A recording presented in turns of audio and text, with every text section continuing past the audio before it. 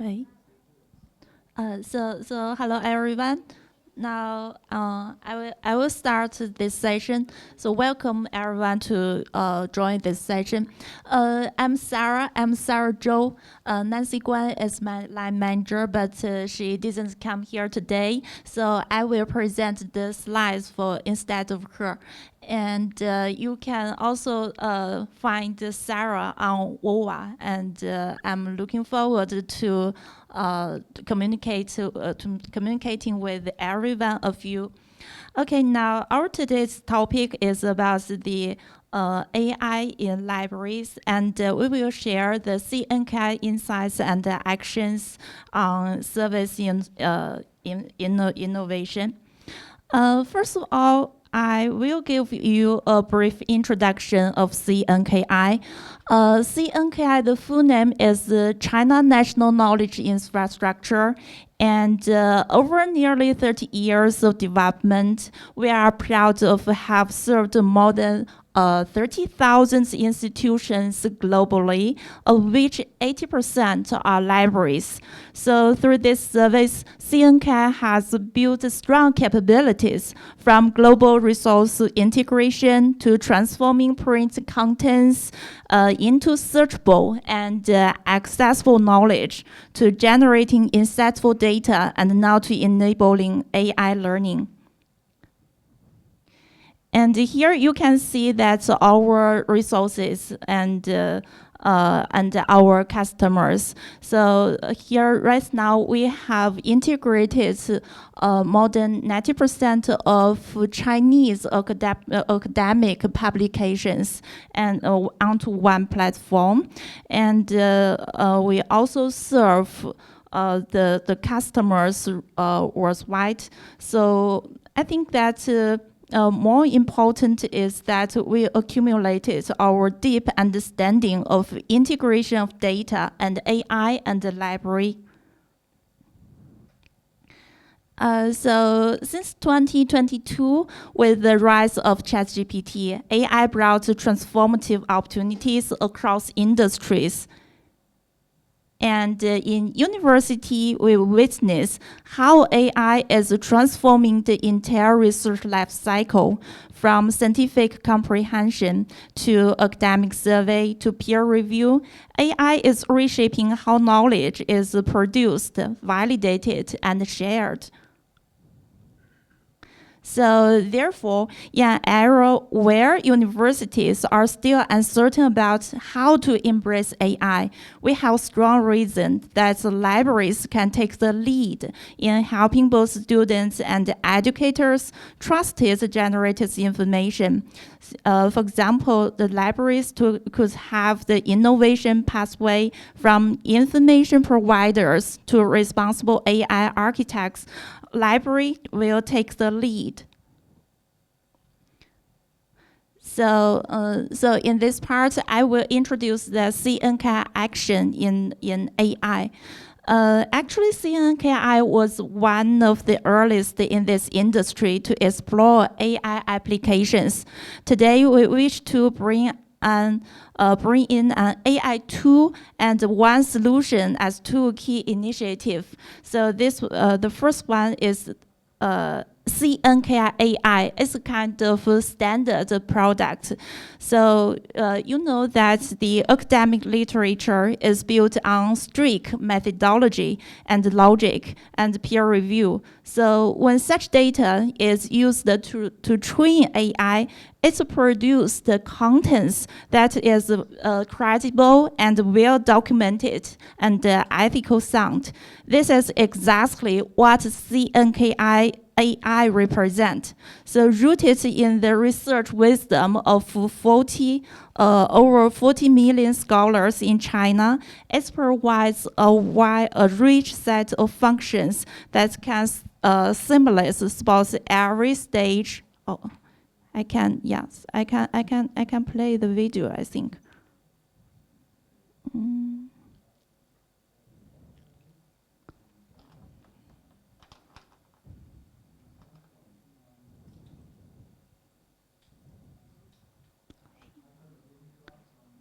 Oh. sorry, doesn't work here. So in CNKI AI, so we can help to translate the Chinese literature into different language to help to cross the language barrier, and we can also to provide like the natural language search, and so the readers they just ask anything what they want to ask, they want to know about China, and they also can generate like an article by the CNKI AI, and it also has the function like the original check and like the academic snapshots. And right now, for this tool, CNKI AI, right now we have more than 70 institutions around the world. And the numbers is still growing. We recommend the library to take this as the first footprint in your AI journey. So if someone who is interested in this tool, you can let us know and we can provide the free trial. And so for the last part, that is the standards product. It is a cloud service. So CNKI can provide the account and password so everyone can access. And so in this one, the second part, it is a kind of customized solutions. So while for the entire complex library system, what is really needed are, we call it lab AI to power service innovation. That's why CNKI is now working closely with some pioneering libraries around the world, bring AI capabilities into the area they care about most. So how we define the lab AI and how we clarify the positioning of lab AI. We think that the lab AI can help to build a personalized intelligence chatbot centered around the reader. So this chatbot will serve as a uniform access point for our library services and resources. Well, it's also acting as an intelligent assistant for the readers' academic and learning activities, as well as a career for their personal knowledge space. I know that for some libraries, you already have your library chatbot, but the lab AI is not only a Q&A tool, it's an intelligence service hub that can connecting the libraries, readers, and the knowledge. So under the lab AI, the reader can access all library facilities, systems, and services through the chatbot. So it can achieve that no need to remember systems, no need to search for access points, just a chat. So then I will give you some videos to understand the lab AI. So that we think that the lab AI can be realized by several stages. And from a very simple one to the comprehensive one, and to match different libraries' capabilities and the request of different stages. So the first stage, we call it the library customer service. It's just like the library chatbot. It's the first step. So you can see it's an example. That's how we provide question answering through the knowledge base. So we know that the library, you have that's the lab guide, you have FAQ, library homepage, and other information, other knowledge, and this system can understand a user's natural language. Yes, you build all the system and knowledge together onto one knowledge base, and then the AI can understand the users, their questions, and give the very exact answer, such as the borrowing rules or service procedures. Yeah, it's the very first step. And the second step, we call it the AI search. Now, yes, most libraries, you already have your search engines like OPEC, like Primo, or other discovery system. And you also have your own institutional repository. And you also would like to have your OA resources more visible. So what we can do is to build an AI-powered search layer on top of whatever system you're currently using. So I also show the video. So during the interaction, the users can keep multiple rounds of conversation with AI. With each round, the system refines its understanding of the request and pass the request into different search fields. So the results are coming from like IOMA, from open access accountants like DOAJ, and AI also provides a short summary of all the top search results, and also user could further filter the results to retrieve their desirable information. And then we will come to the third stage. It will be more comprehensive. So for the third stage, we call it is the personal service. So in this stage, everyone will have their personal account, and the system, since the system can integrate with realize the personal service, that means that AI can understand the user's input and to retrieve information directly from the library system. For example, the users like the borrowing system, or borrowing status, reservation status, or some event calendars. So AI could provide a full % of personal chatbot service.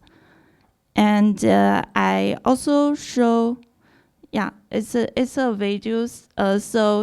Under the personal service, we have 3 scenarios. The first one is AI document. So the users can upload any file, and the AI can provide like the mind map, like summarize, translate, or podcast, or flashcards to help users to digest, to understand the document. And based on user search history and borrow history, so AI can create like the reader profile, and each subject could learn him to a new chat and knowledge discovery. And additionally, you can even reserve a room like via the chatbot by choosing the time and choosing the seats and the floors. Yeah. And the fourth stage, we call it is deep research. Since the library, you serve the educators, serve the students, and library resources need to support all the teaching and the learning of the whole university. And since library already have so much credible resources, so the AI can help the end users to do the deep research. For example, if your topic is how AI changes our society, and we have 2 different kinds of mode. The first one is the agentic mode, and so under the agentic mode, AI will dynamically decide the next step based on current findings. And we also have this kind of plan mode. But for different modes, so if you ask a question such as that, how AI changes our society, and then AI will give some directions you can research further, and then to summarize under each direction, and also to search over all of the collections the library has already collected and give some key findings and summarize of the resources. If you confirm, and then the research will be proceeded. But if you you not agree with that, and you can just start another round of conversations, something like that, and then AI will tell you that what's the new findings and how can you summarize in this topic. Finally, AI will generate a kind of the research report for you. So, and the research report, you can see that there's like the summarized direction and evidence and proposed what's the next step of your research. Yeah. Actually, the lab AI not only be used on like web end, it also supports different terminals such as the interactive screen, holographic port, or mobile app. And this kind of flexibility means the lab AI can serve readers in all spaces. Through this, we provide a complete package of both software and hardware, ensuring a seamless experience across all these access points. So last, I want to say that why we think that we recommend you choose CNKI. Since CNKI has been serving the library industry for decades, and we know how library work, where the challenges are, and what really matters in daily operations. And when maybe there's some problem, maybe happened, it's a technical happen. For example, when the information is already in the knowledge base, but AI still fail to answer, we know how to locate this kind of issue and to adjust the knowledge base and fix the prompts, so the AI can respond correctly. Simply say that we do not just understand libraries, we also understand AI. So that's what makes lab AI truly works for you. Okay, so at last, we truly hope to explore more AI possibilities together with all the libraries today. And wherever you are standing with, we will truly treasure the braveness of library to embrace AI and really hope to get involved in. Since we have already have some this kind of communications with libraries in China mainland, as well as other countries and regions, and we get different kinds of insights, and we have this kind of experience and practice. So we think that both of us together, we can work together to foster innovation and to foster the future of library community. At last, I welcome that you can remember our contact information. This is my email address, sarah.zhou@int.cnki.net, and you can also scan my WeChat QR code, and it's also I and my colleague Veronica WhatsApp account, and we also prepare some gifts for all of you today. So thank you very much. Yeah, thank you.